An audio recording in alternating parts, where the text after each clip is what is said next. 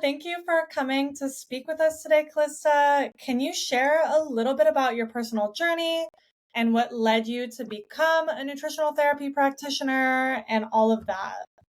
Absolutely. Well, thanks for having me, Sophie. I'm really excited to speak with you and huge fan of Tastermonial. It's a big part of my practice and a big part of my life. So thank you. So yeah, my name is Calista Chammas. I'm a functional nutritional therapy practitioner. Um, and what led me to go down this path was I was a kindergarten teacher for 10 years. Um, and my health was in the toilet. It was so bad. You know, as an educator, you give your all to your students, to your families, and that's how it should be. And you know, my tank was at zero every single day by the time I got home, and I just every symptom possible was expressing. I had really bad cystic acne. I had eczema on my body. I had digestive issues, headaches, chronic headaches going on, really poor bowel movements. I would tend to lead more towards like, diarrhea and loose stools and all that. I know there's no TMI here. And then just some really horrible cycles. I had anovulatory cycles. I like to call them hidden cycles because they always can be found through, proper nutrition and support. So they're just more hidden cycles versus like, oh, I lost my cycle. It's like, no, it's not lost. You can find it's hidden. And you name it, I had it. So I went to school actually while I was still working full time. That was a doozy, to just kind of see how I could support my own body.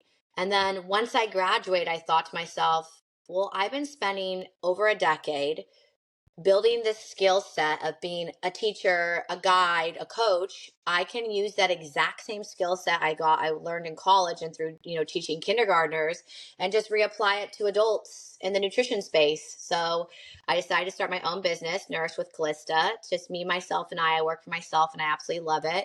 And that's kind of how I started. And I've shifted my business throughout different times of my own life. So it's in the beginning, I kind of worked with people who were overworked and tired and exhausted. And now I work with more fertility and postpartum because that's where I'm in my own journey. I have a almost 21-month-old son, still nursing, still co-sleeping, still very deeply in motherhood. And so I work with women on fertility and conception, but I've also now started working with women in their postpartum period, in their postpartum phase. These 2 seasons are huge seasons of our lives that we actually do very little, at least in America, for preparation for. And so I love to support women through those kind of seasons. Yeah, it's awesome. I think the teaching background is such a huge thing when you're getting into coaching because the Yeah, same principles I would say apply to a kindergartner that apply to an adult. And most of us need to be taken back to that like really, really basic beginning, especially with nutrition, because there's so much over flooding of information all the time that even just getting absolutely. back to the very basics is so huge for so many people. For Absolutely. myself as well, I have to remind myself sometimes, oh yeah, like not just supplements and higher level and all this stuff. It's like what's like the base, making sure you're getting enough protein, making sure you're sleeping. Yeah, It goes by the wayside sometimes, and it's such a huge absolutely. thing. And you're working with fertility. So, what role does nutrition play in people's fertility journey? And how can you make some dietary changes if you're having issues conceiving? Yeah, that's such a great question, a really big question. I mean, I want to begin by saying that if food and nutrition were the only thing that mattered for a conception journey, I'd already have 7 kids, right? And I only have one. Yeah. So I want to begin by saying that there is no true magic bullet when it comes to fertility and conception and journeys. I never call it infertility or anything like that. Fertility journeys, I like to always be from a place, of fullness and enrichment versus lack. And only 3% of the population is actually infertile. And yet, women and couples are given these labels of being infertile or experiencing infertility. It's just a fertility journey that looks different from others. And so, nutrition and what we eat plays a huge role, right? Like, so all of our steroid hormones, which are really, estradiol, estrogen, progesterone, testosterone, cortisol, all of these steroid hormones are synthesized from cholesterol, which is a saturated fat. And so we aren't taking in adequate amounts of fat then we're not producing adequate amounts of those hormones. And so many women struggle with low progesterone or excess estrogen and such. And that's a real steroid hormone issue. So, taking in adequate amounts of fat can have a huge influence on the expression and the synthesis and metabolizing of our steroid hormones, really our hormones for fertility. Um, Vitamin A plays a huge role, zinc plays a huge role. I mean, the list is like forever. Basically, you know, a body is going to conceive when a body feels safe. Mm-hmm. So many women's bodies don't feel safe. They don't feel nourished. They feel undernourished. They feel overexercised, underrested, overstimulated. And we have to remember that when a body actually finally does conceive, when a woman does conceive, it's like the last thing on the list, the to-do list for one's body. The number one priority is keep us alive, keep our oxygen flowing, keep blood going to the brain, right? Make sure we're like digesting properly, make sure our liver is okay, our blood sugar is stabilized. Blood sugar plays an enormous role in fertility, which I'm sure we'll talk about later on. But the last thing on the list is like, oh, make a baby, because whether you make a baby or not does not determine whether you live and you survive and you stay alive. So all of the things on the list prior really influence our body. And do we feel safe, right? Are we in a safe place mentally, physically, emotionally? And when you are taking in adequate nutrients, when you are eating enough protein, enough fat, of course, healthy, lower carbs, when you are working out and moving in an intentional way that works for your body will feel safe. When your blood sugar is stable and you're not experiencing huge spikes and crashes on the roller coaster from HELL, your body feels safe. When you're digesting real foods that are easy to digest, you're drinking water, you're getting sunshine, all of those factors, your body feels safe. And conception can, and I truly believe really will happen.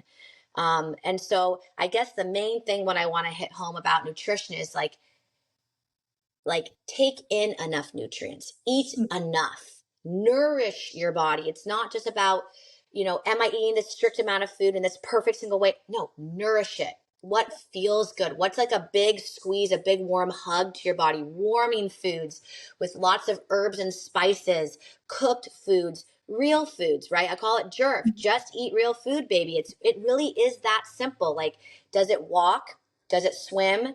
Does it grow? And is it animal byproduct? It's something your ancestors ate, and something that therefore your body recognizes and knows how to digest, use, and assimilate to support your fertility.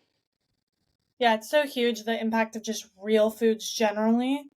And it's this, going back to the same thing we just talked about, is that like simple. It's Right. it's the basics almost, and we forget, it just Always. goes straight over the head. But I can relate to this. I mean, I would say, like, right, a hidden period for years Me too. because I was bodybuilding, and Mm, I had this really, really strict focus on aesthetics.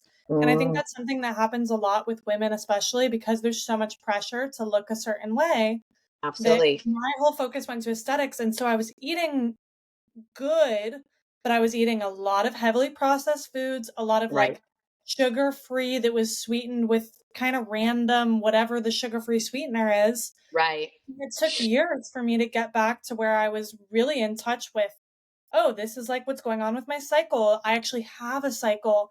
And Mm, some of that, I would love to talk more about this. Some of that, for me at least, was actually putting on a little bit more weight.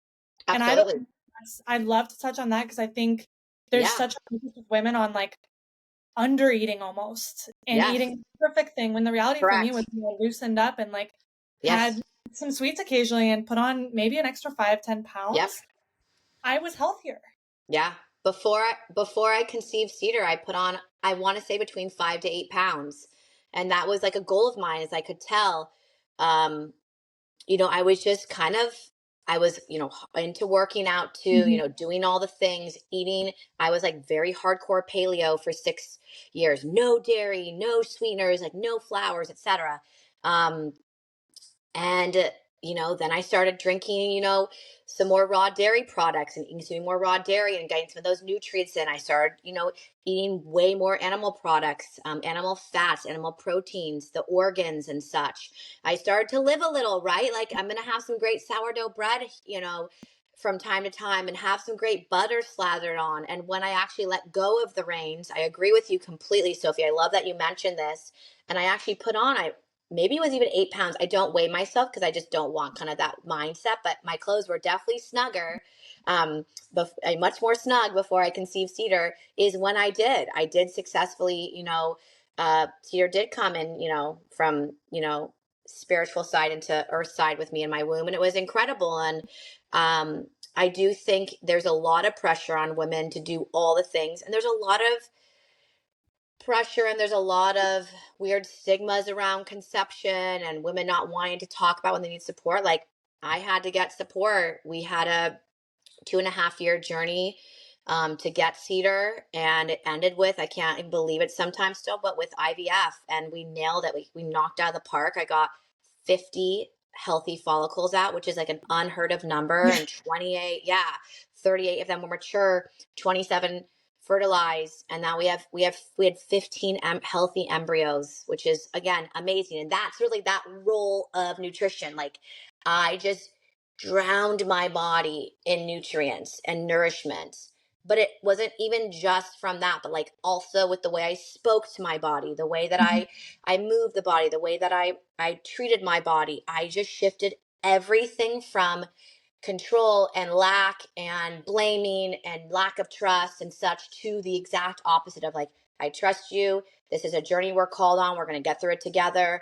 I'm going to just love on you with tons of healthy nutrients, love on you with affirmations and positive wisdom, doing some womb massage. I mean, you name it, I did it in from a place of love and Mhm. trust versus a place of lack and control, which is what I was doing prior.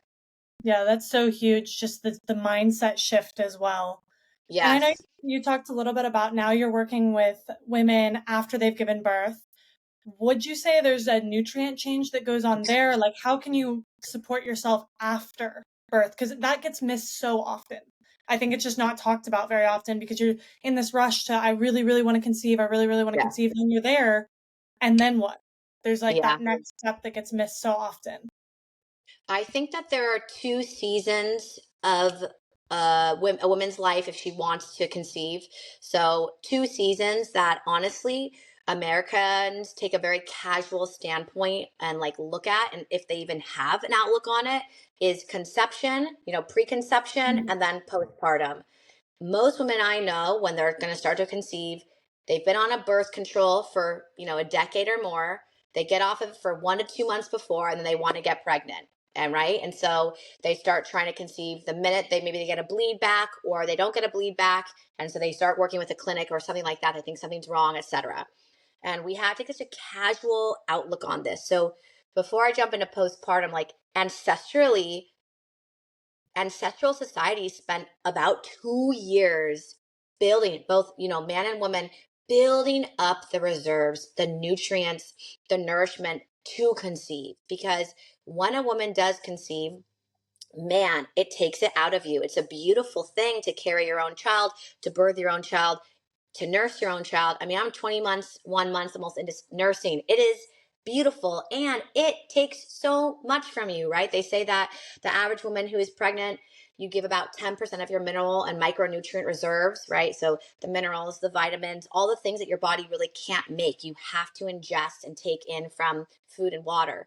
And all those are lacking because we monocrop everything out here and we have to clean all of our water. So there's no minerals left in anything. And then you choose to nurse and you're taking even more from that as well. And so like the preconception season is so overlooked, but even more than that is that postpartum season. So you now have a new child. You're like total identity crisis. I did. Who am I? What am I? Where am I? What's my new role on this earth? I did a home birth, so I didn't even go to the hospital. I have a new baby in my home in bed with me. What the heck am I gonna do with this? Like, I don't know who trusted me here. And so those first couple of months are just like so overwhelming, so all consuming. You know, they say that a child's really gestation is another 9 months postpartum because, you know, a calf comes out, it can start walking and eating on its own. You know, a baby comes out, it's 100% dependent on you. And it's more of your nutrient reserves taken. It's more of your energy reserves. You're going to have very broken up sleep, etc. And so I like working with women in postpartum. Sure, when they want to get ready to conceive again, I love that because I love that a woman is smart enough to know, whoa, I'm depleted. I've been giving, giving, giving. It's time to rebuild here. But I also just love it for a woman who's like, I just don't feel 100% myself again. And I Mhm. want to see where there are some disparities and some gaps. And I'm functional blood chemistry certified. So I love to get in the blood, see what's happening with those electrolyte markers, see what's happening in the liver, see what's happening potentially in the thyroid, in the gut through, you know, white blood cells and all those, you know, white blood cell specific white blood cells to see what's happening, I think, going on in the gut. Yeah, I love to work in the blood with both preconception and postpartum to see. And it's again like flooding with nutrients again. And it can be hard postpartum because you're in the depths of it still. You know, my son is almost, oh my gosh, I was gonna say he's a year and a half. He's almost 2, right? End of February, he's 2. And I would say I am still in the depths of motherhood, right? And um, it's hard to invest in yourself.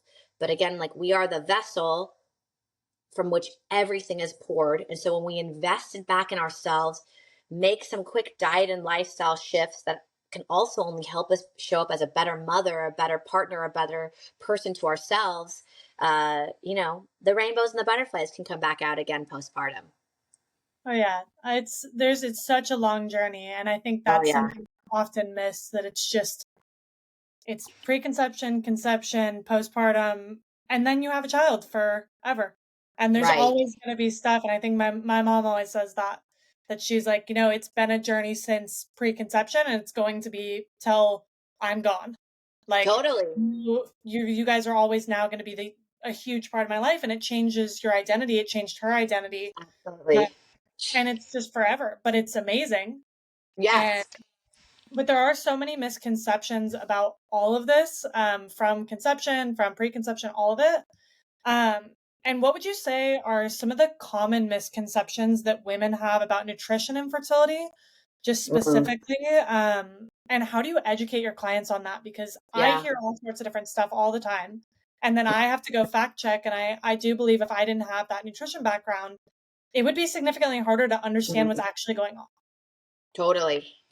Um, there are so many misconceptions, and I want to begin, but with bioindividuality is queen. So what works for one may not work for other. There are, of course, general principles that I think are really important.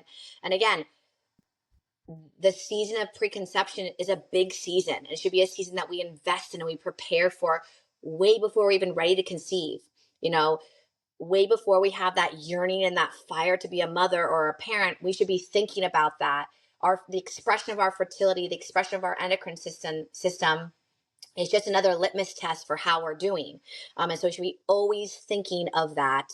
Uh, but I definitely think a lot of misconceptions have to do with, I would say, I'll go into the specific nutrition, but also just more wide scale is like borrowing trouble, is what I like to call this. So you had a friend, Sarah, she got pregnant, you know, like that, you think that's going to be for you, or the opposite. You know, you had a friend and everything was fine, and then it took her like 3 years to conceive. It was a very hard fertility journey. I'm worried that's going to happen to me. I'm just going to get off the pill and start trying right now. We like to borrow this trouble. We like to take on someone else's journey for our own. And one of the greatest things I can tell my clients is whatever happened to your family, your sister, your mom, your best friend, I don't care, the dog, it's not you. Your journey is different from someone else's. And you need to stay in your own lane and not borrow that trouble. There's enough for you to deal with as well. You don't need to take on someone's journey, or take on someone else's experience with fertility and make that your own. Yours is your own. Um, and I think like when it comes from nutrition misconceptions, I think the biggest thing I would say is, you know, someone says, oh, well, like my friend Sarah, she got off the pill for 2 months and she conceived. It's like, okay, great. So she conceived quickly. How was her pregnancy? How was her postpartum? How was her birth? How are her nutrient reserves? Just because you can conceive doesn't mean that you should in that exact moment, that your body is truly and really ready for that, right? Because you also are the vessel for which every organ, every tissue, every molecule is created. And if you are in a deficit, your child will be in a deficit. We're seeing more tongue ties, more fascial issues, more midline defects than ever in our children. And that is 100%. Well, there's also some, gene mutation they talk about, or methylation issues, but a lot of that is nutrient reserves that are just lacking. But I think one of the greatest misconceptions for conception and preconception is that you don't need to do anything, that it's just, you just go into it. Like, no, this is a full-blown season. Like, this is at least, in my opinion, at the very bare minimum, 3 to 6 months, in an ideal world, like 12 to 24 months of you hardcore investing in your preconception season. So thinking that just because someone got pregnant like that after they were on the pill, or they didn't have to change the way they ate, does not mean that it will work for you, or that you even want that Yeah. for yourself. Yeah, I would say that's probably the biggest misconception, is that we don't see this as the season of what it is. It's a season to truly invest in yourself, to truly slow down and just nourish and nurture yourself, so that you can nourish and nurture another life down the road. Yeah, definitely. And are there any markers that you would say to be looking for during that preconception time? I've heard a lot of different stuff, especially about using your cycle as kind of a marker on how things are going, generally, nutrition wise and health wise. But I'd love to get your opinion on that and kind of what you should be doing during those preconception months. Sure. So I think that we have a huge focus on just ovulation, and, like, Mhm. obviously if you're not ovulating, you're not conceiving. But your bleed matters too, and the quality of your bleed, of your blood, and if there's and the symptoms that come along with it. I don't think it's like, we here I like to say, like, oh, the main game is just ovulation, but for me it's both your blood and ovulation. It's a twofer. It's both of them really matter. Mhm. So for me, the markers are you ovulating? And I don't need to pee on a test strip to know if I'm ovulating, right? Like, I know in my body, because I've learned, I'm very in touch with my body now, and I wasn't forever. I took the birth control pill for 13 years, and literally there could have been a wall between me and my body. I would have no idea, no trust, no connection. So I've been there. I'm not judging anyone on this. But I've learned, as I've gotten, older, and hopefully a little bit wiser and more connected to my body. Yes, are you ovulating? Do you have a beautiful cervical mucus? And is there ample amount of it? Like, Mhm. when you're wiping, like, oh, well, there it is on my toilet paper, or there it is in my underwear, right? And, like, can you really stretch that? How's the tone of it? Is it like more white, or is it really opaque like egg whites? Do you feel that increase in your libido, right? Because we are innately wanting to conceive, and jump in the sack when we're ovulating. Like, do you feel that rise in your hormones? Does your partner smell even better than usual? Do you feel more energetic? Like, do you feel like just kind of the best version of yourself when you're ovulating, right? Like, you feel your sexiest, your most vibrant, and are you really feeling yourself during that time? Those are all real markers I can see and ask my clients to really find when they know they're ovulating. I don't care about the test strip. Yes, sure, find it, use it, but you should be able to tell within your own body as well. And Mhm. then with great bleeds, like, you know, so a lot of times I even though I'm still nursing, I got my cycle back about 9 months postpartum, which I was so excited about. I'm like, yeah, look how fertile I am. I'm still have prolactin. I'm milking up here, and I'm bleeding down there. This is so incredible. Um, like, so divine and feminine. It's so cool. But how is your bleed? Like, is it a bright red? I actually think that bleeding full blown for 7 days is too much. I kind of take a more of Mhm. a traditional Chinese medicine standpoint, like 3 good days of blood, and sure, maybe a little bit left over after that to 5 days. But if you are like 7 days sustained bleeding, like that's a lot. Um, are there clots in it or not? Was there pain that came with it or not? Did you get a headache or not? Uh, did you have extra cervical mucus with it? Those are all kind of things and markers that I like to look at, which is kind of generally like, how is the body doing for Mhm. conception? How is the body doing in its expression of its fertility? Because the expression of fertility isn't just ovulation, it's also how our bleed is going. Yeah. And would you say that pain is normal? Should there be any pain? That's such a huge thing that I Yeah, think I had tons of pain when I was younger. Part yeah, of it due to actually, I think, being underweight and yep, overworking. yeah. But as I've gotten older, it's less, but there's so much that I read all the time is, should there be some pain? Is it normal? Yeah, that's a great question. I think there's a big difference between common and normal, and we've Mhm, confused that as a society. definitely. But here's what I think is normal. Normal to want to go inward, to Mhm, hibernate and need to slow down. Like I'm not working out right before my bleed, and I'm not working out the first couple days of my bleed, period. Right? I become a bear. I want to or sloth. I want to go slowly. I want to move slowly. I want to be slowly. Good luck when you have a toddler. That's very hard, but I still try to make it happen. I want to slow down and go inward. Normal, super normal to want to do that, mhm, but you are you are expressing a ton of blood and time and energy out, and that takes a lot of energy as well. um Common PMSing, feeling like total crap before your period, headaches, really really intense pain. um those are common. I would not say are normal. It don't have to be your mhm, normal. Do I feel a pressure down there during my cycle in the first day? I do. I have a bit of a pressure, a sensation. Is it pain? No. Am I stopped in my tracks? No. Am I reaching for, non-steroidal anti-inflammatory drugs like Tylenol, Motrin? No. But I feel something there because mhm. something is happening there. Would I call it pain? No, but I would definitely call it some sensation, some pressure. Okay, cool. Yeah, that really helps because there's just I so much know. out there. I think with everything having to do with conception, fertility, there's so much information. And just narrowing down even the stuff that's common or normal Right. can be super helpful. Um, and I know that also a lot of people have irregular menstrual cycles or Yep. PCOS, all of that Yep. sort of stuff.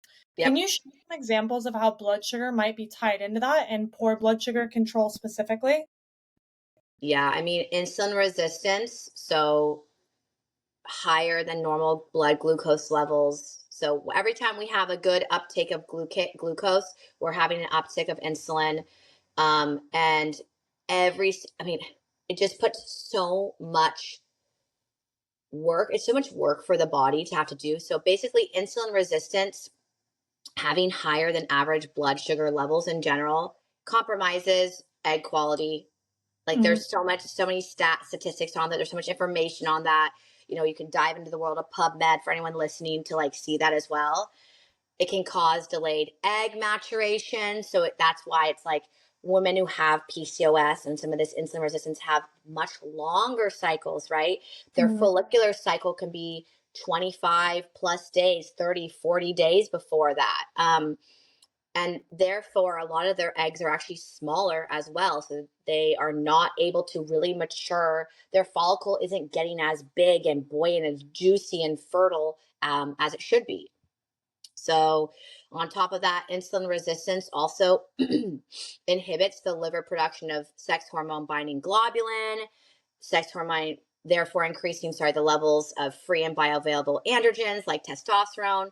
So a lot of times excessive insulin causes both the overproduction of testosterone, but also the decreasing of your sex hormone binding globulin. So testosterone's like out of like control and super super high, and you get these increased testosterone effects, which can be really big for some people with PCOS. PCOS is this catch-all phrase that like I feel like mhm, every doctor just uses.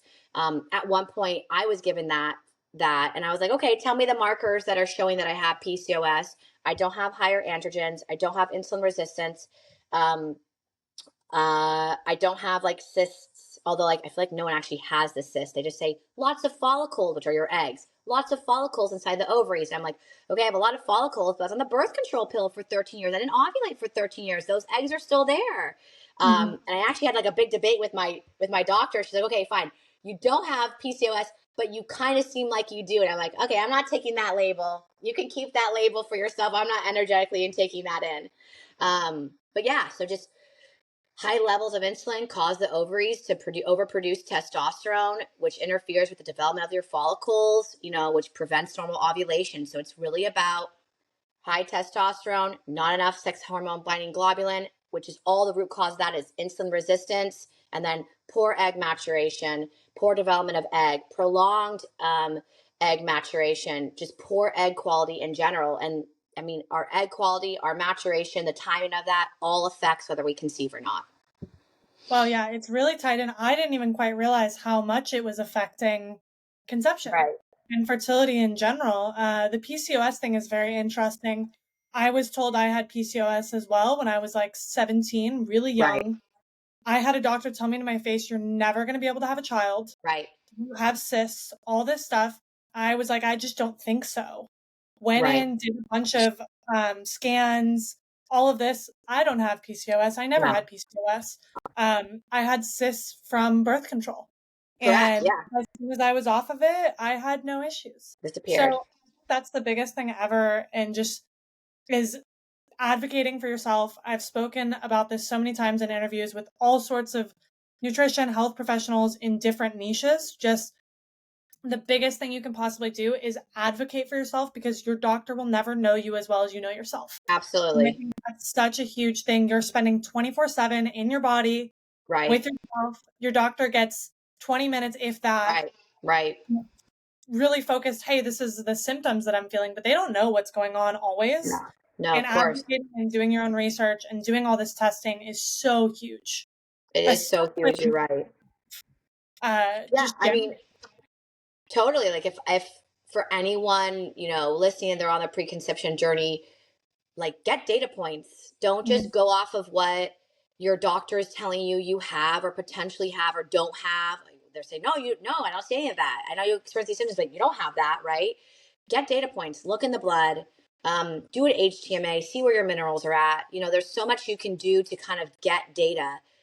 But yeah, I mean, I think PCOS right now is that catch-all phrase. And I think a lot of women have post-pill expression of PCOS, right? We come off the birth control pill and we're not ovulating. Yeah, because we numbed all ovulation for 10 plus years. I'm 36.